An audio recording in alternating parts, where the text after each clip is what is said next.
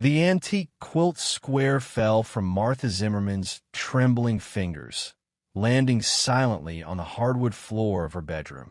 Behind it, embedded in the century-old walnut headboard that had belonged to her great-grandmother, was something that had no business existing in the peaceful farming community of Middle Amana. A camera. Small, black, and undeniably modern. Outside her window, the October corn stretched endlessly toward the horizon, golden stalks swaying in the Iowa wind. The Amana colonies had always been a place where neighbors knew each other's business through friendly conversation over garden fences, not through hidden surveillance.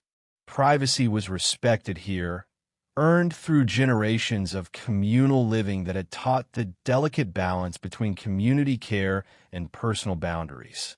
But someone had been watching Martha in her most intimate moments, recording her in the sanctuary of her own bedroom, in a house where 4 generations of Zimmerman women had slept peacefully.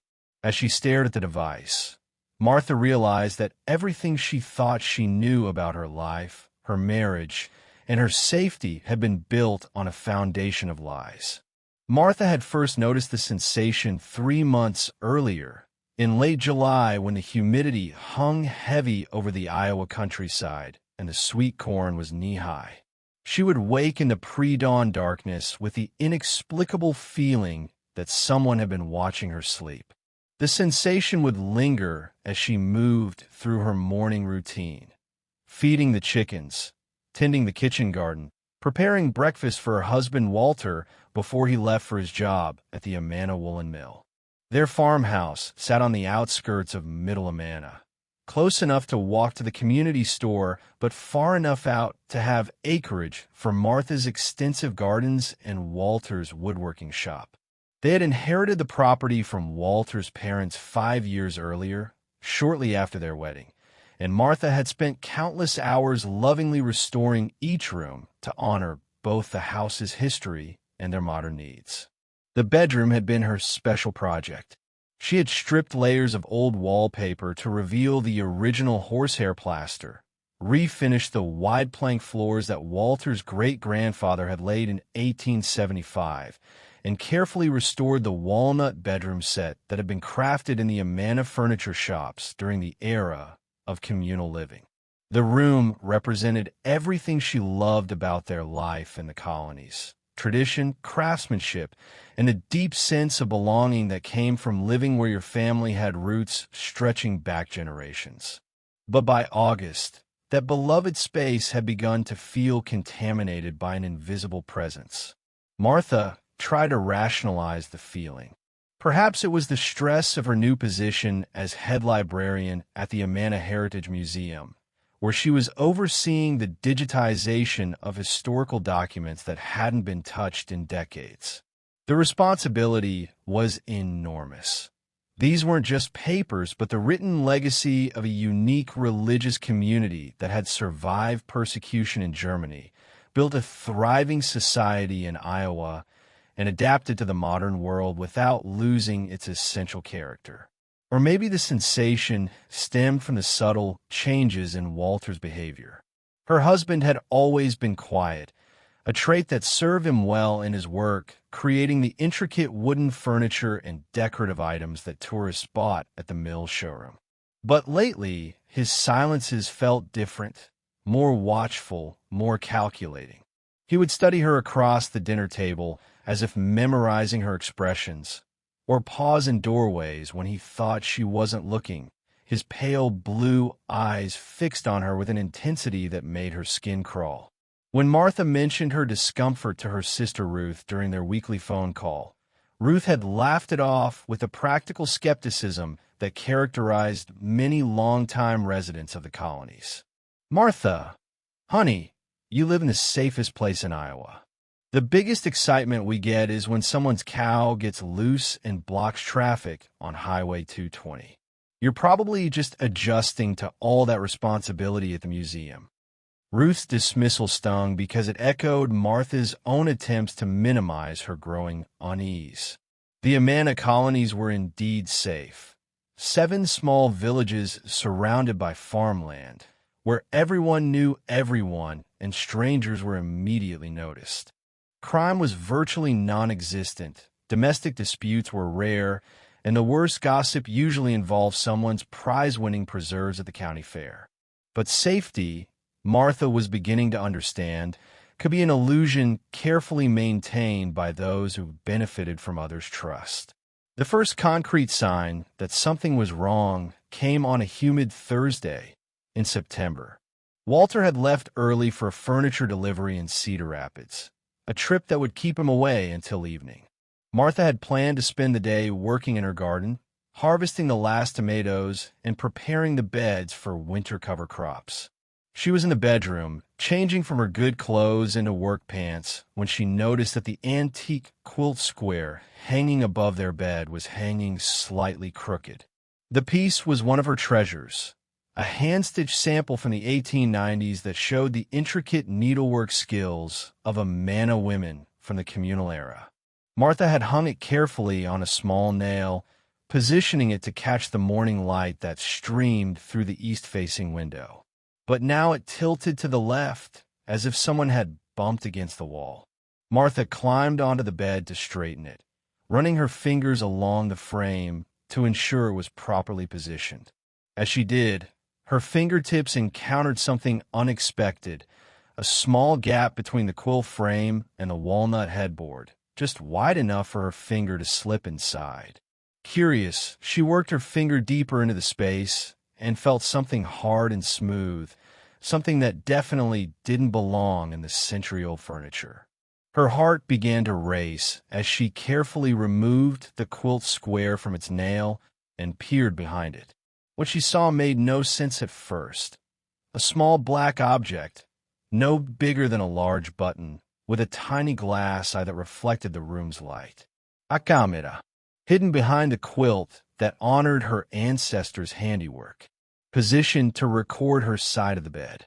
Martha sank onto the mattress, the quilt square clutched in her hands, as the implications crashed over her in waves. Someone had been watching her sleep, watching her dress, watching her in moments when she believed she was completely alone and safe. The violation felt physical, as if invisible hands had been touching her without her knowledge or consent. But who? And why? The farmhouse, set on 40 acres, far enough from neighbors that no one could approach without being seen crossing open fields. The only people with regular access to their bedroom were Martha herself and Walter. The thought that formed in her mind was so terrible that she tried to push it away, but it persisted with the relentless logic of truth. Walter had been acting strangely. Walter understood electronics and gadgets in a way that most people in the colonies did not. Walter had unrestricted access to their bedroom. But Walter was her husband, the man she had married in the Middle Amana Church, surrounded by family and friends who had known them both since childhood. The man who brought her coffee in bed every Sunday morning and who had held her through her father's death the previous winter. Surely there was another explanation. When Walter returned that evening, Martha was waiting in the kitchen with the camera on the table between them. She had spent hours rehearsing what she would say, how she would gauge his reaction, what questions would reveal his innocence or guilt. Walter saw the device immediately as he set down his tool bag by the door. His face went through a series of expressions: surprise, confusion, and then something that looked almost like relief. "What's that?" he asked, though his tone suggested he already knew. "I found it behind the quilt in our bedroom. Someone's been filming me, Walter." He moved closer, studying the camera with what appeared to be professional curiosity. His calloused fingers turned the device over, examining it from different angles with the same careful attention he gave to fine woodworking. "This is expensive equipment," he said finally. "Whoever did this knew what they were doing. This isn't some cheap spy gadget from the internet." The way he handled the camera, confidently, knowledgeably, sent a chill through Martha's chest. But his words suggested that he was as much a victim as she was, that some outsider had violated their home and their privacy. Then who? She asked. Who will want to spy on us? Walters set the camera down and ran his hands through his thinning brown hair, a gesture Martha recognized from their dating days when he was working through a complex problem. It was a mannerism that had once seemed endearing but now felt calculated, performative. I've been thinking about this ever since you started saying you felt watched, he said. There's been more outsiders around lately. Tourists, researchers, people working on projects related to the museum. Some of them have been asking a lot of questions about local families, about our history, about who lives where. Martha thought about the increased attention the Amana colonies had received in recent years. The museum's digitization project had attracted academic researchers from universities across the Midwest.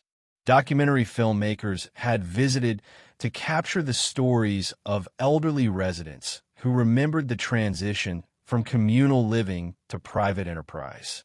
Tourism had grown as people sought authentic experiences in an increasingly artificial world. But why would any of them want to spy on me specifically? She asked. Walter's jaw tightened, a subtle change that Martha might not have noticed if she hadn't been studying his every expression. You're the head librarian now. You have access to documents that haven't been seen by outsiders for decades. Some of those papers could be valuable to collectors, or they might contain information that certain people would prefer to keep private. It sounded plausible. The museum's archives contained personal letters, business records, and community documents that chronicled not just the successes of the Amana experiment, but also its failures, conflicts, and human flaws. There had been disputes over property, questions about financial management, and personality clashes that had been diplomatically omitted from official histories. But as Martha considered Walter's explanation, she realized that it didn't account for the camera's specific positioning. The device had been angled to capture her side of the bed, not Walter's. If someone wanted to spy on the head librarian's activities, wouldn't they have chosen a location that showed both occupants of the room? Unless the person placing the camera already knew which side of the bed she slept on. That night, Martha lay awake listening to Walter's steady breathing, studying the familiar contours of his face in the moonlight that filtered through their gauze curtains. This was the man who had courted her with quiet persistence, who had waited patiently while she finished her library science degree at the University of Iowa, who had proposed to her in the rose garden behind the ox yoke and with a ring he had crafted himself from walnut and silver. But it was also the man who had been asking increasingly specific questions about her work at the museum, who had shown unexpected knowledge about surveillance equipment, who had immediately suggested external threats rather than considering internal ones. Martha closed her eyes and tried to remember when she had first started feeling watched. The sensation had begun in July, shortly after she had been promoted to head librarian. But it had also coincided with something else, Walter's sudden interest in home security systems. He had mentioned break-ins in nearby towns, had suggested they install better locks, and maybe even cameras for their own protection. At the time, Martha had been touched by his concern for her safety. Now, she wondered if his suggestions had been preparation for a different kind of violation. Over the following weeks, Walter threw himself into solving the mystery of the hidden camera with an intensity that both comforted and disturbed Martha. He researched home security systems, ordered motion detectors for all the windows, and installed new deadbolts on both the front and back doors. He talked about getting surveillance cameras of their own to catch whoever was spying on them, and he began keeping a detailed log of anyone who came near their property. Martha found his dedication to protecting her simultaneously reassuring and unsettling. Part of her was grateful that he was taking the violation seriously, that he was working to ensure their safety. But another part, a part she tried to suppress, wondered why he seemed to know so much about surveillance techniques and counter-surveillance measures. I've been thinking about that academic conference last month. Walter said one evening as they cleaned up after dinner. He had developed a habit of bringing up potential suspects during routine domestic activities, as if the familiar rhythms of washing dishes or folding laundry would make his theories seem more natural. Martha paused with a plate halfway to the cabinet. The one at the university? Dr. Peterson from the history department was asking very specific questions about your family's papers. You want to know about your great-great-grandmother's journals, about documents from the early communal period that might not have been included in the official archives. Martha did remember Dr. Peterson's visit to the museum.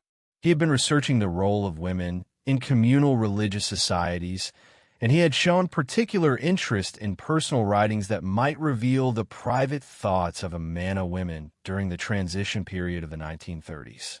His questions had been scholarly and appropriate, but Walter was framing them as somehow sinister. He's a legitimate researcher, Walter. His credentials checked out, and his university provided references. I'm not saying he's not legitimate, Walter replied carefully. But think about it, Martha. He specifically wanted to know about documents in your family's possession. He asked about your work schedule, about when you were home alone. He even commented on how isolated our house is. The way Walter reconstructed these conversations made them sound threatening. But Martha remembered Dr. Peterson as a mild-mannered academic in his 60s who had been genuinely excited about the historical materials in the museum's collection. His questions about her family's papers had been natural. Many Amana families had documents that had never been formally donated to public archives. But doubt, once introduced, grows in the spaces between certainty and fear. Martha began to watch people differently. When Dr. Peterson sent a follow-up email thanking her for her assistance and asking about the possibility of future research visits, she found herself analyzing his words for hidden meanings. When tourists asked about the history of local families, she wondered if their interest was innocent or calculated. The worst part was how the suspicion poisoned her relationship with the museum itself. The work that had once filled her with pride and purpose now felt dangerous. Every researcher who requested access to documents became a potential threat. Every question about Amana history seemed loaded with ulterior motives. I think we should install our own cameras, Walter announced one Saturday morning over breakfast. Nothing intrusive, just something to monitor the property perimeter. If whoever planted that camera tries to come back. Martha nodded, though the idea of more surveillance equipment, even their own, made her feel sick. But Walter's logic seemed sound. If someone was targeting their home, they needed to be prepared. That afternoon, while Walter drove to Cedar Rapids to purchase security equipment, Martha found herself alone with their joint bank account statements. She told herself she was just being thorough, just checking for any unusual activity that might provide clues about their mysterious surveillance. What she discovered made her hand shake. 3 months earlier, in late June, a purchase from Secure Tech Solutions for $149.99. 2 months earlier, in July, another charge from TechGuard Systems for $127.50. 6 weeks ago, in August, Spy Defense. Com $89.75. Martha's laptop showed her the websites associated with these companies. Secure Tech Solutions specialized in professional-grade surveillance equipment for personal and business use. TechGuard Systems advertised discrete monitoring solutions for home security applications. Spy Defense offered invisible surveillance systems for property protection. The purchases had all been made on days when Walter had claimed to be working late at the mill or visiting suppliers in other towns. Days when Martha had been home alone, feeling the growing sensation of being watched. Her phone buzzed with a text from Walter. Found perfect system.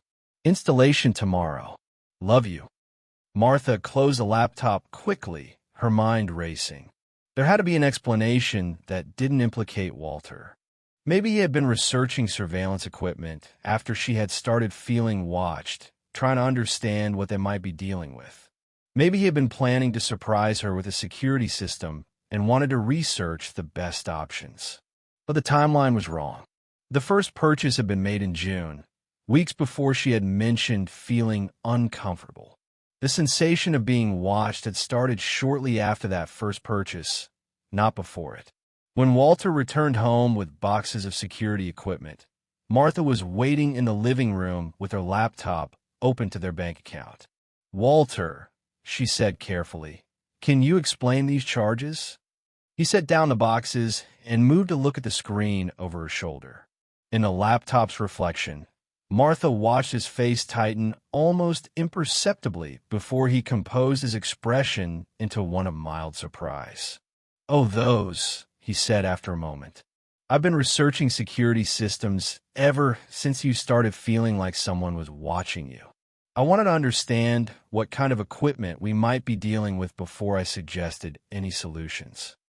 "You made these purchases weeks before I mentioned feeling watched," Martha pointed out. Walter pulled out a chair and sat beside her, his work-roughened hands folding carefully in his lap.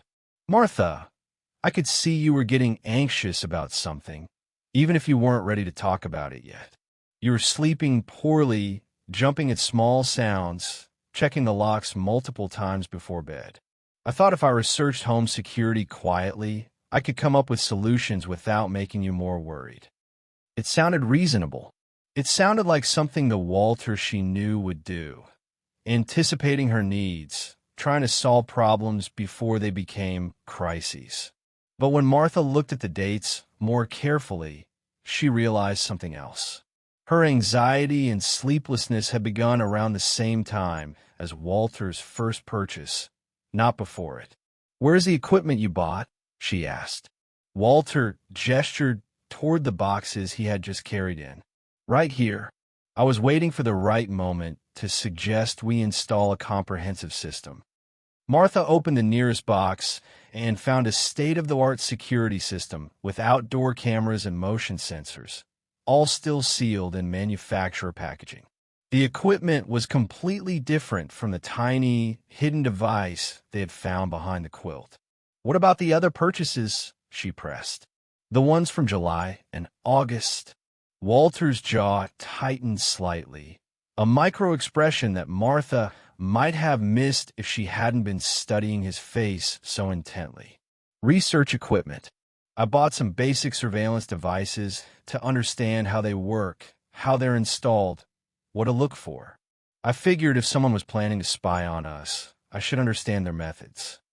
Again, the explanation sounded logical and protective. But that night, after Walter had fallen asleep, Martha searched his workshop in the barn behind their house.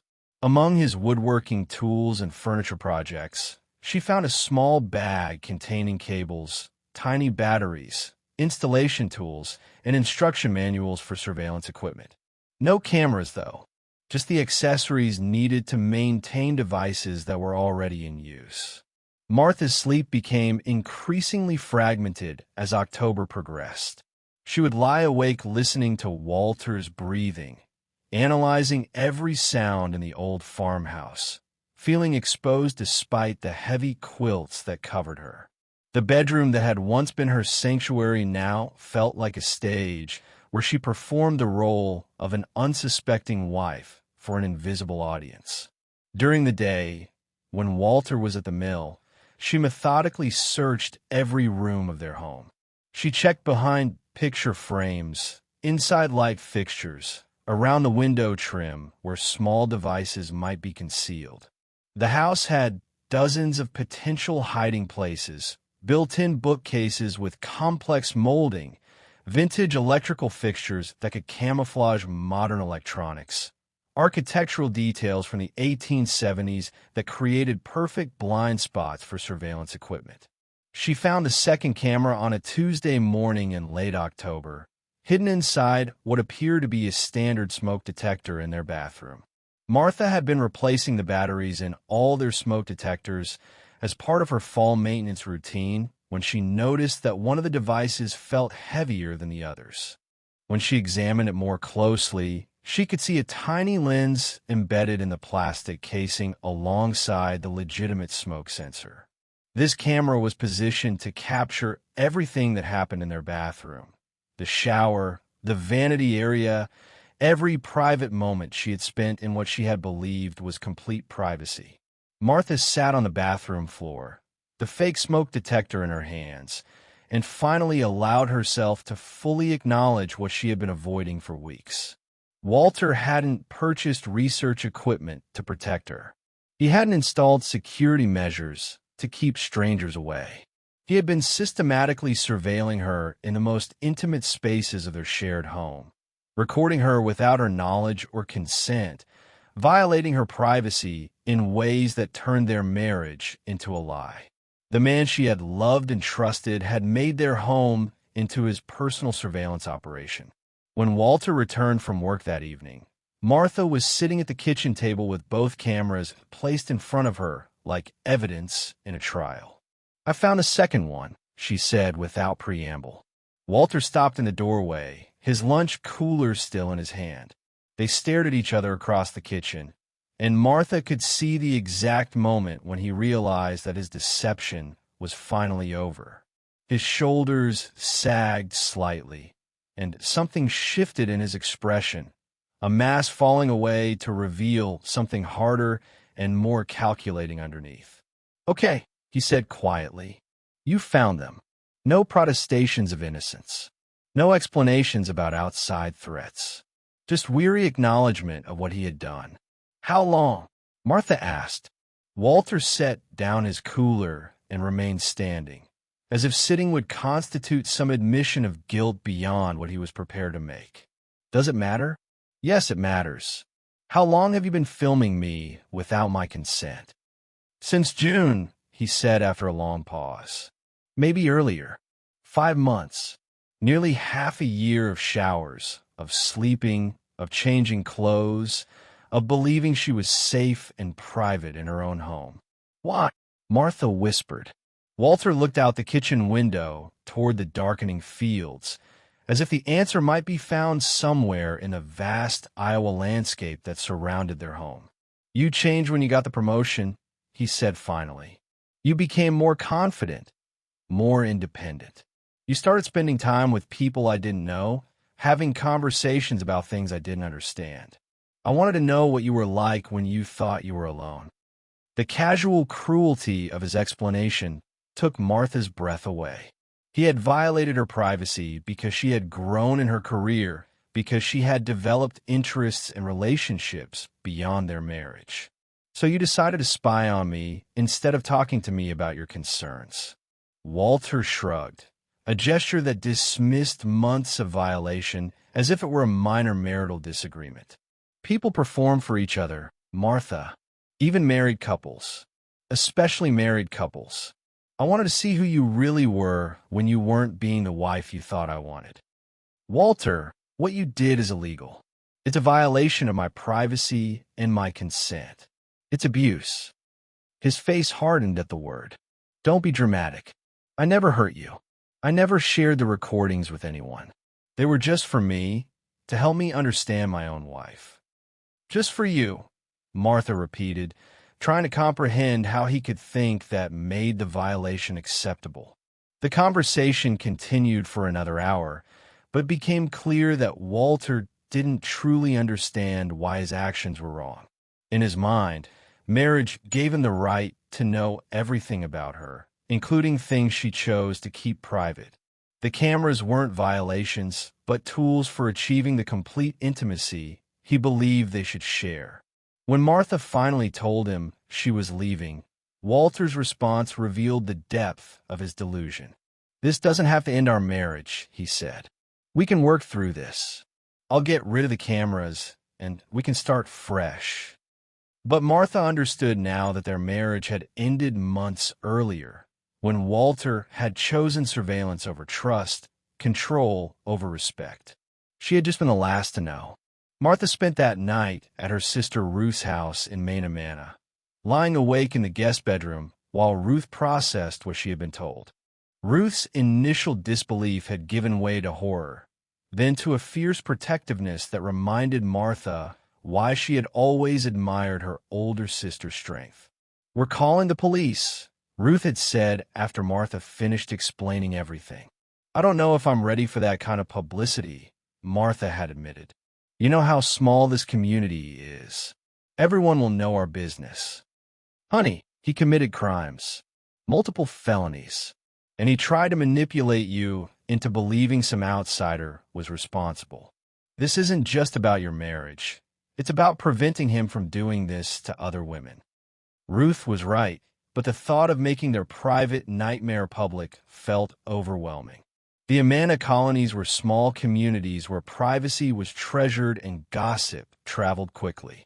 Martha could imagine the whispered conversations, the pitying looks, the way people would forever associate her with this violation. But as they talked through the night, Martha began to see her situation differently. Walter's actions weren't a private marital problem, but a pattern of criminal behavior that reflected his attitude toward women's autonomy and consent. If he had done this to her, he might well do it to someone else.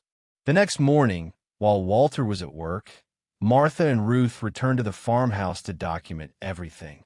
They photographed the camera's hiding places, the fake smoke detector, the bank statements showing Walter's equipment purchases. Ruth took detailed pictures of the angles and positioning while Martha packed suitcases with her essential belongings. They were finishing when Walter's truck pulled into the driveway earlier than expected. "Go wait in the car," Martha told Ruth. "I need to handle this part myself." Walter came through the kitchen door carrying a bouquet of flowers from the grocery store, an apology gift that felt insulting under the circumstances. "I thought we could try to work this out," he said, setting down the flowers. "What happened doesn't have to define our whole marriage." Martha's suitcase sat by the door, making her intentions clear. "Where are you going?" Walter asked, though his tone suggested he already knew. "I'm leaving. This morning I'm meeting with a lawyer. This afternoon I'm talking to Sheriff Hansen."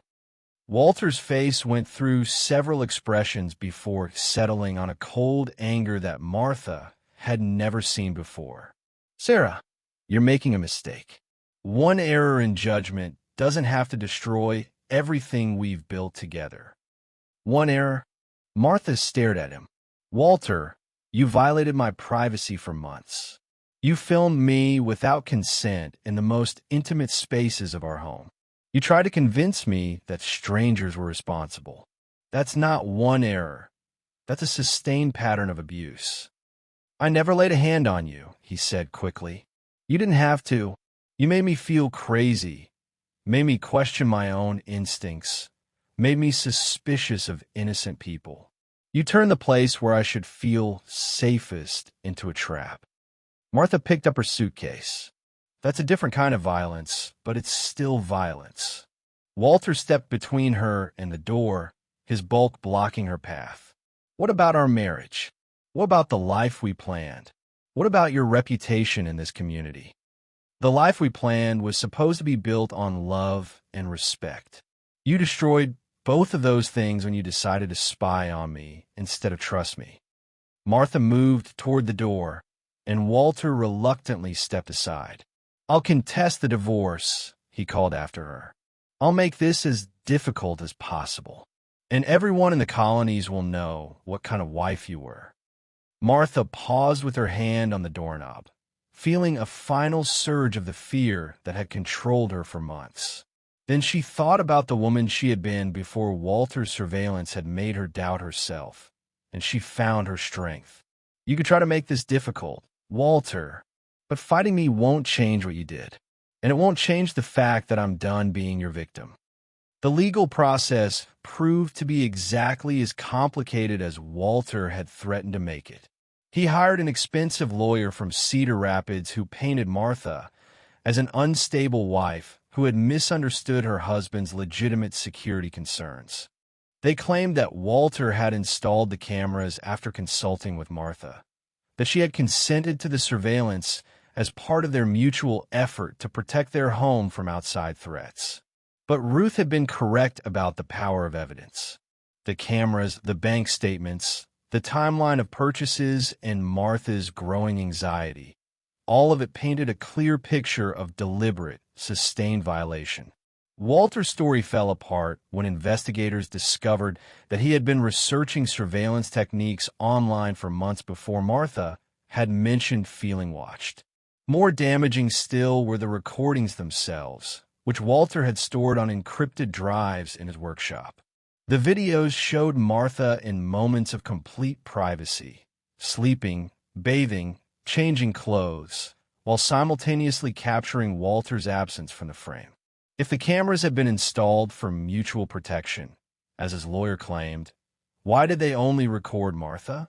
The case attracted attention from outside the Amana colonies, partly because of the unique setting and partly because it highlighted how modern technology could be used to perpetrate ancient forms of domestic abuse. Martha found herself fielding calls from journalists and advocates, most of whom she declined to speak with. The community's response was more complex than Martha had expected.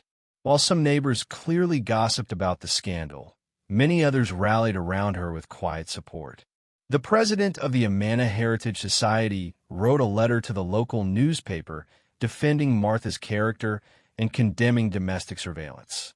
Her colleagues at the museum created a schedule to ensure she was never alone when Walter might appear.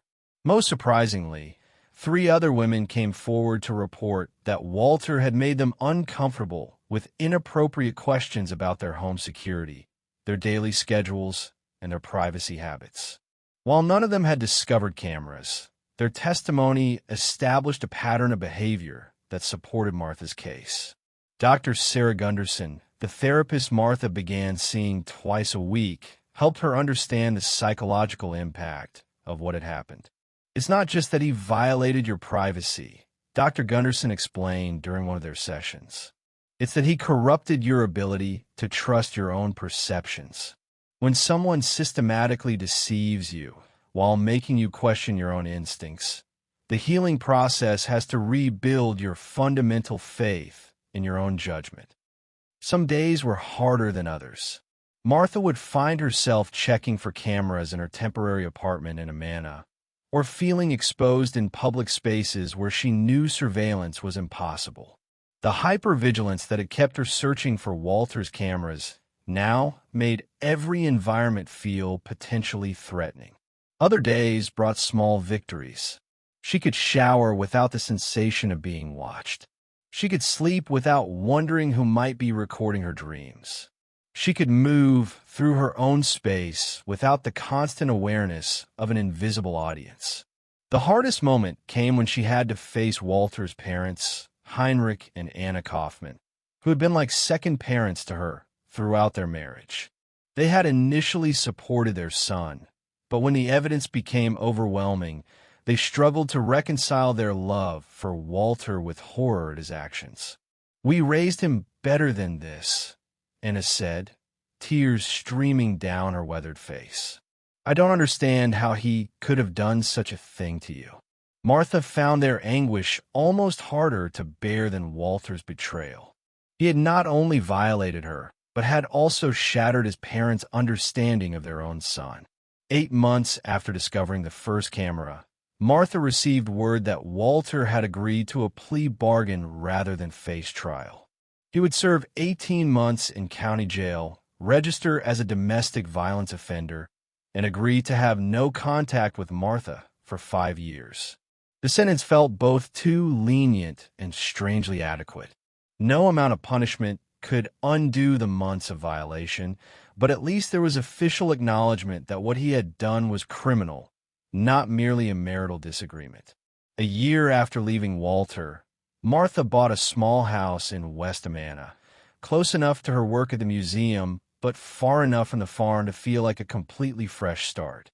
The house was a modest 1920s cottage with large windows, an open floor plan, and a garden where she could see everything around her property. She painted the bedroom walls a soft yellow and deliberately chose not to hang any artwork above her bed. The space felt clean and private in a way that her former bedroom never could again. Her work at the museum took on new meaning as she processed her experience. She found herself drawn to documents that revealed the strength of Amana women throughout history. Letters that showed their resilience during persecution in Germany. Journals that recorded their adaptation to life in Iowa. Records of their contributions to the community's survival and prosperity. These women had faced challenges that Martha could barely imagine, but they had also enjoyed a kind of respect and autonomy that she had lost in her marriage to Walter. The communal period of Amana history had been far from perfect, but had been built on principles of mutual accountability and collective responsibility that made Walter's secretive surveillance impossible to sustain. Martha began dating again cautiously, with clear boundaries about privacy and respect that she communicated early in any relationship. When men pushed too hard for access to her home or seemed overly interested in her security arrangements, she ended the relationships without guilt or second-guessing.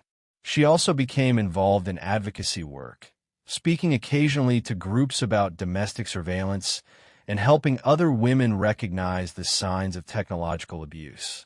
Her experience had taught her that privacy violations often preceded other forms of domestic violence, and that maintaining control over one's personal space was crucial for psychological health.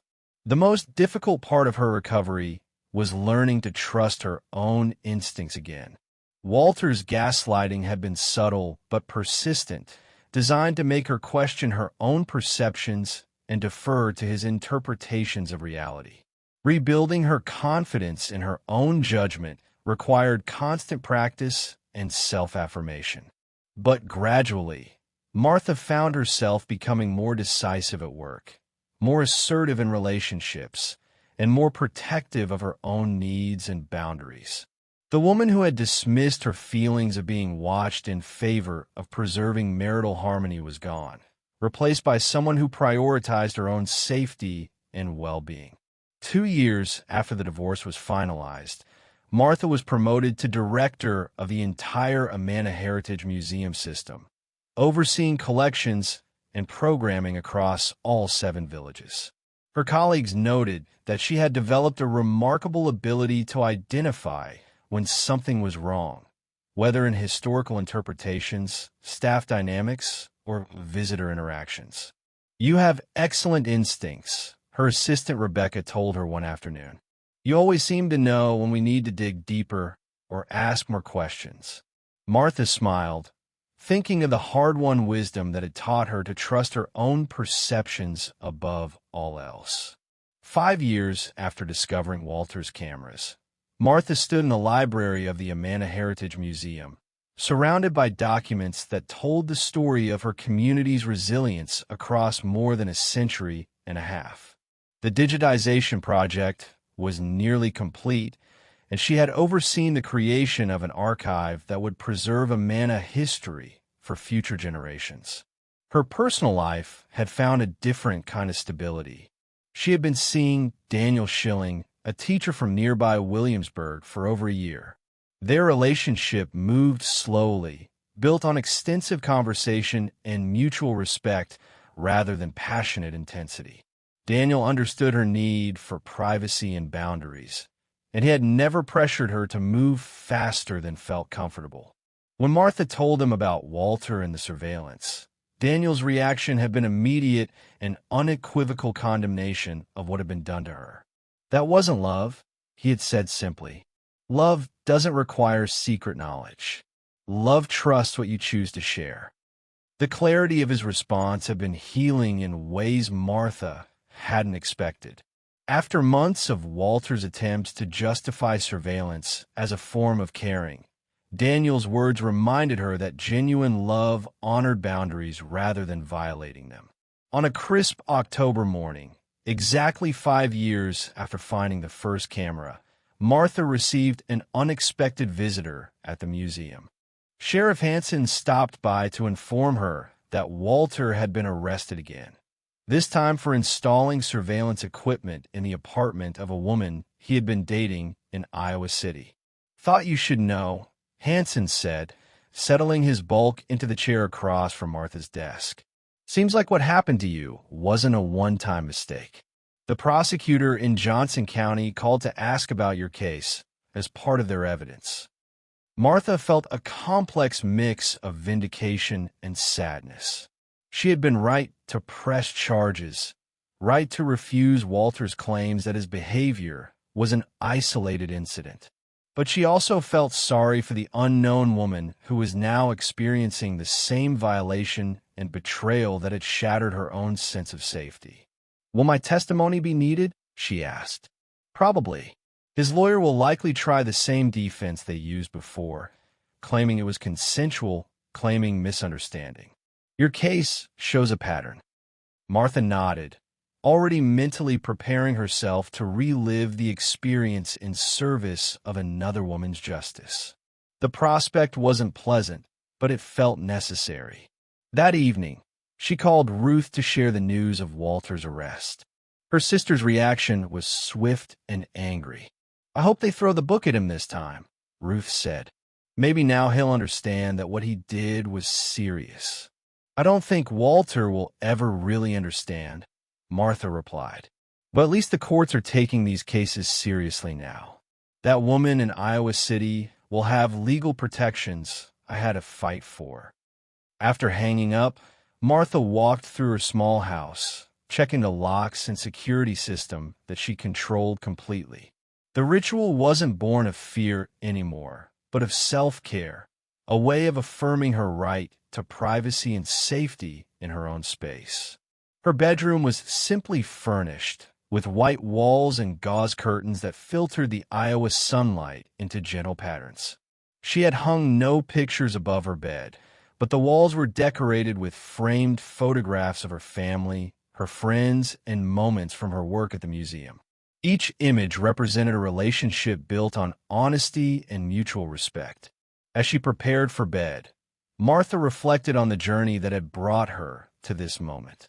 Walter's surveillance had nearly destroyed her sense of self, but had also taught her valuable lessons about the difference between love and possession, between caring and control. She had learned that privacy wasn't selfish, but essential, that boundaries weren't barriers to intimacy, but foundations for healthy relationships. She had discovered that her instincts were trustworthy, that her feelings mattered, and that she had the right to feel safe in her own home. Most importantly, she had learned that healing from betrayal required more than time. It required the active reconstruction of trust, starting with trust in herself. The Amana colonies stretched around her house in all directions, 7 small communities connected by shared history and mutual support.